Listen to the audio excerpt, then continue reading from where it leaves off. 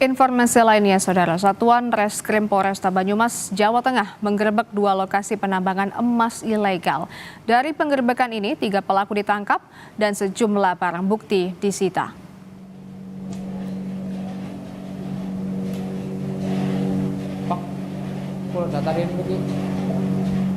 Penggerebekan dilakukan di 2 lokasi penambangan emas ilegal di wilayah Gumelar, Banyumas, Jawa Tengah.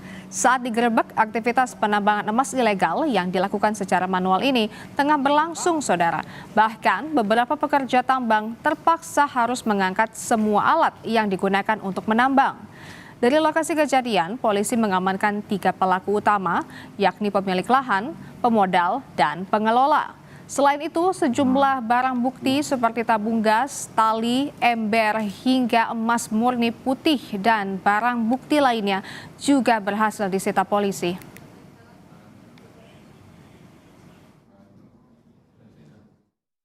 Pasal 158 dan atau pasal 161 Undang-Undang RI Nomor 3 Tahun 2020 tentang perubahan atas Undang-Undang RI Nomor 4 Tahun 2009 tentang pertambangan mineral dan batu bara dengan ancaman pidana penjara selama 5 tahun dan denda paling banyak 100 miliar rupiah.